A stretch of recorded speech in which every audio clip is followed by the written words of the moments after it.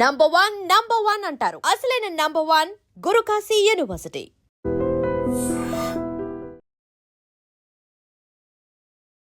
నమస్తే, welcome to I dream. ఇప్పుడు ఏ నలుగురు కలిసినా ఒకటే కేసు గురించి మాట్లాడుకుంటున్నారు. అసలు ధర్మస్థలిలో ఏం జరుగుతోంది? కొన్ని వందల శవాలు మేబీ బయటపడతాయా? ఎందుకంటే ఒక అన్నోన్ వ్యక్తి చెప్పినటువంటి విషయాలు ఇప్పుడు ఒక్కొక్కటి తవ్వినా కొద్దిగా రియలిస్టిక్గా మారుతున్నాయి. అసలు మనం భారతదేశంలోనే ఉన్నామా? ఈ కేసు ఏంటి? అసలు కొన్నేళ్ల క్రితం జరిగినటువంటి కేసుని ఇప్పుడు ఒక అన్నోన్ వ్యక్తి వచ్చిన తర్వాత చెప్తే కానీ తెలుసుకోనటువంటి పరిస్థితిలో ఉన్నారా? అసలు లా ఏమైపోయింది? రాజ్యాంగం ఏమైపోయింది? ఇట్లాంటి క్వశ్చన్స్ చాలామంది రైజ్ చేస్తున్నారు. మనతో పాటు హైకోర్టు లాయర్ ఉన్నారు, సుబ్బు గారు. సార్ నమస్తే. వామ్మో, అసలు ఈ కేసు వింటేనే భయం అవుతుంది సార్. వింటుంటేనే గూస్ బంప్స్ వస్తున్నాయి కదా. నిజంగా చాలా వరకు ఇలా చూస్తుంటే నాకేమనిపిస్తుందంటే ఈ ధర్మస్థలి అనే ప్రాంతం నిజంగానే స్వతంత్ర భారతదేశంలోనే ఉందా, లేదంటే ఏ అండమాన్ నికోబార్ దీవులు అంటే ఏదో ఒక దూరంగా విసిరివేయబడినటువంటి ప్రాంతమా అనిపిస్తుంది. చూడండి, ఈ మనం చిన్నప్పుడు సినిమాల్లో చూసినట్టుగా అండమాన్లో బంధిస్తారు, అక్కడ ఇలా చేస్తారు అలా చేస్తారు అని అంటారు కదా. అలా ఇక్కడ కూడా నాకు ఆలోచిస్తుంటే ఏమనిపిస్తుంది అంటే నిజంగానే స్వతంత్ర భారతదేశంలో ఈ ధర్మస్థలి అనే ప్రాంతం నిజంగా దక్షిణ భారతదేశంలో ఉండడం అనేది నిజంగా బాధాకరం. ఎందుకంటే మనం ఎప్పుడైనా సరే ఏమాత్రం పీడనాన్ని భరించలేం. మన దగ్గర ఉన్నటువంటి గొప్ప ఆయుధం ఏంటి అని అంటే కేవలం దక్షిణ భారతదేశానికి సంబంధించినటువంటి విషయం. దక్షిణ భారతీయులు గర్వించాల్సిన విషయం ఏంటంటే మనం పీడనాన్ని ఏమాత్రం కూడా భరించం, మనం దాన్ని నిరోధిస్తాం, దానికోసం ఫైట్ చేస్తుంటాం మన హక్కుల కోసం.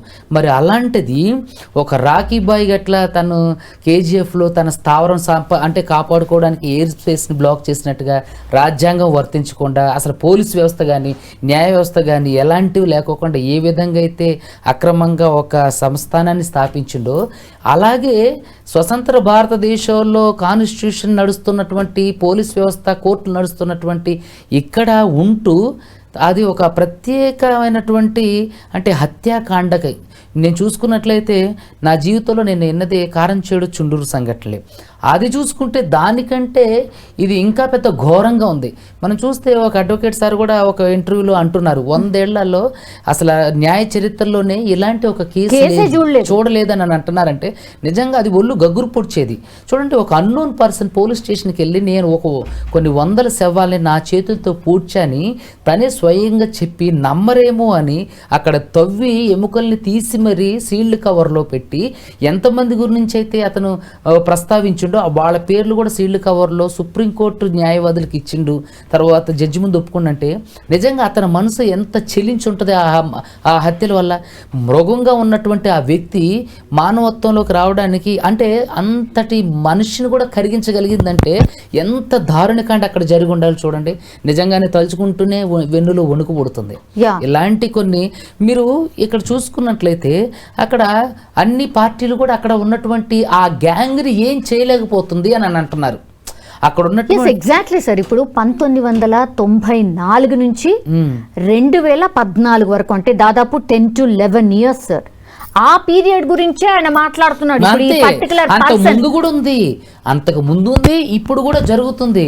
మీరు చూస్తే ఆ ధర్మస్థలి అనే అక్కడ ఉన్నటువంటి ఒక సెన్సిటివ్ సంబంధించినటువంటి ఒక ఏమంటారు ఒక మతపరమైనటువంటి పవిత్ర స్థలం అనేది పెట్టుకొని అక్కడికి వెళ్తున్నటువంటి జంటలను కానివ్వండి లేదంటే అందమైన అమ్మాయిలను కానివ్వండి పాడు చేసి చంపేసి రాళ్లతో మోది అక్కడ నుంచి తీసుకెళ్ళి ఆ నదీ పరివాహక ప్రాంతం ఒడ్డున పాతి పెడితే అక్కడ ఉన్నటువంటి ఏరియాలో ఉన్నటువంటి చాలామంది అంటే పర్సన్స్ వాష్రూమ్కి బహిర్భూమికి వెళ్ళినప్పుడు పందులు తవ్వి అది నక్కలు అలాంటి కుక్కలు బయటకు లాగి తినేస్తున్నటువంటి కాబట్టి అవి తవ్వి తింటూ కనిపించిన సందర్భాలు ఉన్నాయని ఏడుస్తున్నారంటే నిజంగా ఎన్ని వేల మంది అమ్మాయిలు అక్కడ అంటే మృతి చెంది ఉండొచ్చు చూడండి అక్కడ. కానీ ఇంతవరకు ఇక్కడ మిస్టీరియస్ ఏంటంటే పోలీసులు కూడా అక్కడ కనిపించిన వాళ్ళ గురించి వెతకపోవడం, తల్లిదండ్రులు కూడా అక్కడ కనిపించిన వాళ్ళ గురించి వెతకపోవడం అనేది నిజంగా ఇదొక నాకు ఎట్లంటే ఏదో ఒక ట్రాన్స్లోకి వెళ్ళిపోతున్నట్టుంది. నేను ఏదో ఒక కొత్త ప్రపంచంలో ఉన్నానా అనిపిస్తుంది. తల్లిదండ్రులు కానివ్వండి, పేరెంట్స్ కానివ్వండి, పోలీసులు కూడా ఫైండ్ అవుట్ చేయలేకపోవడం ఏంటండి అసలు. నిజంగా ఇది ఎంత రెడిక్యులస్. అరే ఇంత స్వతంత్ర భారతదేశంలో ఇంత టెక్నాలజీలో ఉన్న మనం కూడా అలాంటి ఒక దాని గురించి ఫైండ్ అవుట్ చేయలేకపోతున్నాం. అంటే ఇక్కడ ఒక వ్యవస్థ నడిపిస్తుందా, ఒక వ్యక్తి నడిపిస్తుందా, లేదంటే కొంతమంది గ్రూపుగా నడిపిస్తున్నారా? నడిపించినప్పటికీ కూడా ఇంత హత్యాకాండ, ఇంత మారణ హోమం, ఇంతమంది అమ్మాయిల చావులు, తర్వాత ఆడపిల్లల చావులు జరిగి స్కూల్కి వెళ్ళే పిల్లలు కూడా అత్యంత దారుణంగా రేప్ చేసి చంపి పూడ్చిపెడుతున్నారంటే ఇది ఎవరి పని? ప్రభుత్వాలకు తెలియదు అంటారా? అంటే గత ప్రభుత్వాలకు కానివ్వండి, ఇప్పుడున్న ప్రభుత్వాలకు కానివ్వండి తెలీదా? మరి తెలిసినప్పుడు వీళ్ళు ఎందుకని ఊరుకుంటున్నారు? అరే ఈరోజు పిక్ పాకెట్ గాడు ఒక చిన్న దొంగతనం చేస్తేనే వాడి మీద 4-5 రకాల కేసులు పెట్టి పోలీస్ స్టేషన్లో పిచ్చకొట్టుడు కొట్టి వాడి చేత ఒప్పించి వాడికి శిక్ష పడేటట్టు చేస్తున్నటువంటి ఈ రోజులలో అంతమంది 100 మంది అమ్మాయిలు మీరు చూస్తున్నట్లయితే గౌరీ లంకేష్ గారి హత్యకి కూడా ఇది కారణం అంట. జర్నలిస్టులను కూడా చంపేశారు జస్ట్ ఈ వార్త రాసినందుకు. ఎగ్జాక్ట్లీ. ఇక్కడ వాళ్ళ పేర్లు రాయడానికి కూడా భయపడుతున్నారు. కొంతమంది జర్నలిస్టులు ఎంతో మందిని చంపి అక్కడే పూడ్చిన సందర్భాలు కూడా ఉన్నాయి. కాబట్టి అక్కడ అసలు ఆ న్యూస్ గురించి రాయడానికి కూడా స్థానిక జర్నలిస్టులు భయపడిన స్థితికి వచ్చారంటే చూడండి, నిజంగా అసలు మనం ఎక్కడున్నామా? సార్ ఇంత పెద్ద వ్యవస్థని మేనేజ్ చేయడము చిన్న చితక కాదు. ఇది ఖచ్చితంగా మీరు అన్నట్టుగా ఇంత పెద్ద వ్యవస్థని, అంటే ఒక భారత ప్రభుత్వాన్ని మేనేజ్ చేయగలిగి, లేదంటే స్టేట్లో ఉన్న ప్రభుత్వాలు ఉన్నప్పటికీ కూడా భారత ప్రభుత్వం మేనేజ్ చేయడం అంటే ఇట్స్ నాట్ ఈజీ. ఇంటెలిజెన్స్ వ్యవస్థ అనేది ఉంటుంది కదా. ఇప్పుడు సరే ఇక్కడ డిపార్ట్మెంట్, హోమ్ డిపార్ట్మెంట్ కి కూడా తెలియకుండా ఉంటుందా? ఎంత మిస్టీరియస్ సార్. ధర్మస్థలి అనే ప్లేసే మిస్ అయిపోయిందా? అంతే కదా. చూడండి ఇక్కడ నిజంగా ఇక అది ధర్మస్థలి ఎందుకైతుంది? అది కర్మస్థలి అనే పిలవాలి. నిజంగా అక్కడికి వెళ్ళినవాడు కర్మనే అనుకోవాలి. అంటే ఒక పుణ్యక్షేత్రాన్ని విజిట్ చేయడానికి వెళ్ళినటువంటి ఆడపిల్లల మీద, యువతుల మీద, అదేవిధంగా స్త్రీల మీద ఇలాంటి దారుణాలకు ఒడిగడుతున్నారు అని అంటే మరి అక్కడ అదే కాదు, మీరు చూసుకున్నట్లయితే అక్కడ రాజకీయ కోణాలకు సంబంధించి, ఆర్థిక నేరాలకు సంబంధించి, తర్వాత ల్యాండ్ లార్డ్కి సంబంధించి, అదేవిధంగా అంటే చీకటి కోణంలో ఉన్నటువంటి ల్యాండ్ లార్డ్స్ కానివ్వండి, రకరకాలటువంటి అంటే డ్రగ్స్ మాఫియా దగ్గర నుంచి అందరూ అక్కడే ఉన్నారు. అన్ని illegal activities care of address Dharmasthali అని చెప్పి అక్కడ ఉన్న ప్రజలు అంటున్నారు. అయినప్పటికీ కూడా మరి ప్రభుత్వాలు కానివ్వండి, లేదంటే హోమ్ డిపార్ట్మెంట్, ఈవెన్ ఆర్మీకి కూడా ఇలాంటి విషయాలు తెలియవా అని చెప్పేసి ఒక క్వశ్చన్ మార్క్. నిజంగా ఇది మనం విచారించాల్సిన అంశం. నిజంగా చరిత్రలో ఇవి చీకటి రోజులని మనం చెప్పాలి. ఒక్క FIR, not even single FIR లేదు. 450 మంది మిస్సింగ్ కేసులకు సంబంధించి ఫైల్ అయినాయి సార్. మిస్సింగ్ కేసెస్ అంటే కొంత డేర్ చేసి పోలీస్ స్టేషన్ కి కనీసం వెళ్ళిండ్రు, మిస్ అయినరు, మా పాప మిస్ అయిందో, లేకపోతే కనీసం ఎఫ్ఐఆర్ అంటే కనీసం ఎంక్వైరీ జరగలేదు, రిపోర్ట్ రాసి చెత్తబుట్టలేసారా సార్? అంతే. ఇక్కడ చూస్తే అక్కడికి మీడియాను కూడా అలౌ చేయరంట. అక్కడ పోలీస్ స్టేషన్ పరిధిలోకి కానివ్వండి, ఆ ఏరియాకి మీడియా వాళ్ళని కూడా అలౌ చేయరట. కొంతమంది యూట్యూబర్ల ద్వారా అక్కడ ఉన్నటువంటి ఆ ప్లేస్కి సంబంధించినటువంటి బయటకు రావడం జరిగింది. నిజంగా అలాంటి ఈ సందర్భం చరిత్రలో చీకటి రోజులుగా చెప్పుకోవాలి అని అంటే ఖచ్చితంగా ఈ రోజులు మనం చీకటి రోజులుగా చెప్పుకోవచ్చు. అంటే ఎంతమంది ఆర్తనాదాలు, ఎంతమంది అర్ధాంతరంగా వాళ్ళ తనువును చాలించి, ఎంతమంది మానసిక క్షోభతో వాళ్ళు పెడుతున్నటువంటి టార్చర్ను అనుభవించి, ఎంతమంది కాళ్ళు చేతులు విరిచేసి రేప్ చేసి చిన్నపిల్లల్ని ఇంత చిత్రవధ చేశానంటే నిజంగా మనం ఒక రాకాశి ప్రపంచంలో ఉన్నాం అన్నంత అంటే భయం కలుగుతుంది. నిజంగా అంత జరుగుతున్నప్పటికీ ప్రభుత్వాలు ఇప్పటికీ ఏం చేస్తున్నాయి? ఇప్పుడు అక్కడ జరుగుతున్నటువంటి వ్యక్తుల పేర్లు ఖచ్చితంగా ప్రభుత్వానికి అయితే తెలిసే ఉంటాయి కదా. ఆయన రాసిచ్చాడు అని చెప్తున్నారు. ఎవరైతే ఇప్పుడు అన్నోన్ పర్సన్ ఉన్నాడో, అవును, సీల్డ్ కవర్ లో రాసిచ్చారు. సుప్రీం కోర్టు జడ్జికి ఇప్పుడు రాసిచ్చిండు సార్. ఆ పేర్లు బయటకు వస్తాయా? ఖచ్చితంగా రావాలని నేను కోరుకుంటున్నా. సుప్రీంకోర్టు వరకు ఇవి వెళ్ళి అంటే నాకు తెలిసినంత వరకు ఖచ్చితంగా న్యాయ వ్యవస్థ దీనిపైన కఠినమైనటువంటి నిర్ణయమే తీసుకుంటుంది. ఎందుకంటే మీరు చూసుకున్నట్లయితే అంటే ప్రీవియస్లో మనం చూస్తే చరిత్రలో ప్రభుత్వాలు తప్పు చేసి ఉంటే ఏమో కానీ కోర్టులు ఎప్పుడూ తప్పు చేయలేదు.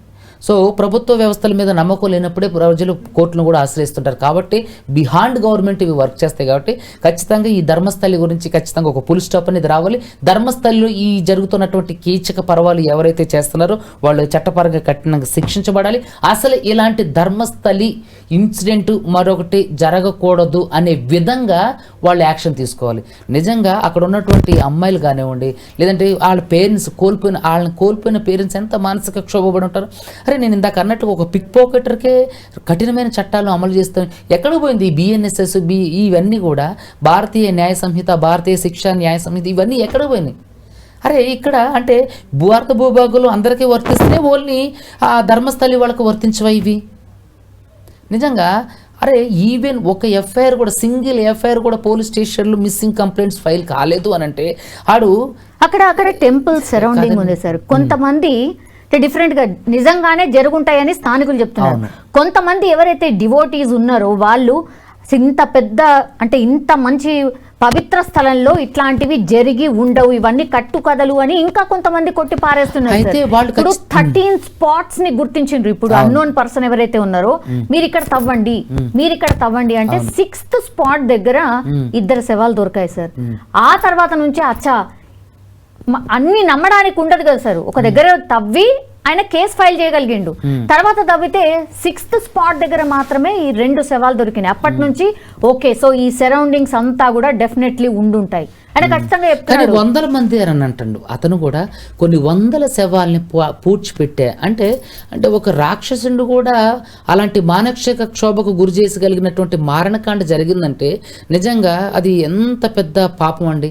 అది జరిగించిన వాడు ఎంత ఉద్దేశపూర్వకంగా, అసలు వాడి ఉద్దేశం, వాడి మోటివ్ ఏమై ఉంటుంది? వాడు ఇంత పెద్ద సిస్టమ్ని నడిపించగలుగుతుందంటే వాడు ఒక ప్రత్యేకమైనటువంటి దేశాన్ని నడిపిస్తున్నట్లు అక్కడ. సో మరి ఇలా ఇంత జరుగుతున్నప్పుడు ఆ రాష్ట్ర గవర్నమెంట్ కానివ్వండి, మన భారత ప్రభుత్వం కానివ్వండి ఏం చేస్తుంది? అరే ఇక్కడ చూసుకున్నట్లయితే హిట్లర్ పరిపాలన కంటే దారుణంగా ఉందంట. అయితే ఇప్పుడు అక్కడ ప్రజలు హిట్లర్ పరిపాలన మించి అనుభవిస్తున్నట్టే కదా. అంటే అక్కడ ఒక నాయకుడు నేను మాట్లాడుతూ వింటూ ఉంటే ఏ ప్రభుత్వం వచ్చినా సరే వాళ్ళ కాళ్ళు పట్టుకుంటారు. నా పాయింట్ అర్థం చేయాలి. అంటే వాళ్ళెవరు వాళ్ళకి తెలుసు. అంటే వాళ్ళకే తెలుసు అంటే గవర్నమెంట్లకి ఇవి ఇక్కడ ఉన్నటువంటి ప్రభుత్వాలకి తెలియవంటారా? మరి తెలిసి వాళ్ళని ఎందుకు కప్పిపుచ్చుతున్నారు? మరి తెలిసి వాళ్ళని ఎందుకు ఒత్తాసు పలుకుతున్నారు? తెలిసి వాళ్ళని ఎందుకు కాపాడుతున్నారు? మరి ఇది రాజకీయ విరుద్ధమా, రాజకీయ అనుకూలమా? మరి ఎంతమంది చావుకు కారణమైన వ్యక్తులు ఎంత పెద్దవాళ్ళు అయినంత మాత్రాన సరే వాళ్ళని విడిచిపెడదామా? వాళ్ళు చట్టానికి వ్యతిరేకమా? అది చట్టానికి అతీతులా? అంటే చట్ట పరిధిలోకి వాళ్ళు రారా? అంటే నార్మల్ వ్యక్తులేనా చట్ట పరిధిలోకి వచ్చేది? మరి ఆ వ్యక్తులు ఎందుకని రారు? అసలు ఇక్కడ ఏం జరుగుతుంది? ఖచ్చితంగా ప్రపంచానికి చూపించాల్సిన బాధ్యత కోర్టులకు ఉంది. కోర్టులు ఖచ్చితంగా దీంట్లో చొరవ చూపించాలి. వాళ్ళెవరో నిందితులు ఎవరో బయటకు తీసుకురావాలి. ప్రభుత్వాలు దీనికి సహకరించాలి. అసలు ధర్మస్థలిలో జరుగుతున్నటువంటి ఈ హత్యకాండలకు ఎవరు కారణం? అక్కడ ఏం జరిగింది? ఏం జరిగిపోయింది? ఇక్కడ జరుగుతున్నటువంటి కార్యక్రమాలు ఎంతమంది చనిపోయారు? ఎంతమంది మిస్ అయ్యారు? అసలు ఎవరు దేని ఉద్దేశించి చేశారు? అక్కడ ఏం జరుగుతుంది అనేది ప్రపంచానికి తెలియాలి. అప్పుడు మాత్రమే ఖచ్చితంగా ఒక నిర్దిష్టమైనటువంటి కంక్లూజన్కి మనం రాగలం. ఖచ్చితంగా మనందరం కూడా దాన్ని కోరుకుందాం. ధర్మస్థలిలో జరుగుతున్నటువంటి ఇటువంటి మారణకాండకి సంబంధించినటువంటి ప్రతి అంశాన్ని కూడా కోర్టులు ఖచ్చితంగా ప్రభుత్వాలు చొరవ తీసుకొని మనుషులకు తెలియజేయాలి. అక్కడ ఎవరైతే ఇటువంటి మారణకాండకు పాల్పడిన వాళ్ళు ఉన్నారో, అరే ఒక కారంచేడు చుండూరు సంఘటన జరిగినప్పుడే అట్రాసిటీ నిరోధక చట్టాన్ని తీసుకొచ్చినప్పుడు మరి ఒక ధర్మస్థలిలో ఇంత పెద్ద అసలు ప్రపంచంలోనే జరుగుండదు ఇలాంటి ఒక సంఘటన. మరి ఇంతటి చీకటి రోజులు జరుగుతున్నప్పుడు కూడా ఖచ్చితంగా ఒక చట్టాన్ని తీసుకురావాలి. ధర్మస్థలిని కాపాడి అక్కడ ఉన్నటువంటి ఏదైతే నమ్మకంతో ఉన్నటువంటి గుడికి సంబంధించినటువంటి ఆనవాళ్ళునే ఖచ్చితంగా ఆ గుడిని పునరుద్ధరించాలి. ఇటువంటి కీచక పర్వాలు జరుగుతున్నటువంటి ధర్మస్థలి గురించి ఖచ్చితంగా అందరూ, మనం ఒక్కళ్ళమే కాదు, భారతదేశంలో వాళ్ళందరూ కూడా ముక్త కంఠంతో దాన్ని ఖండించాలి. అక్కడ ఏం జరుగుతుందనేది ప్రపంచానికి తెలియజేయాలి. Thank you so much. నిజంగా ప్రస్తుతం ఉన్నటువంటి సమాజం దేనికి ప్రయారిటీ ఇస్తుంది? ఆర్థిక సంబంధాల చుట్టూ మాత్రమే తిరుగుతోంది. మళ్ళీ ఎన్నికలంగానే చాలా విరక్తి కలుగుతున్నాం. మంచి అనిపిస్తుంది కదా, లేడీస్ కూడా ఛాలెంజింగ్ జాబ్స్ చేసినప్పుడు చాలా బాగుంటది. ఫుడ్ డెలివరీ ఇవ్వటానికి వెళ్ళినటువంటి డెలివరీ బాయ్ అనిల్ పై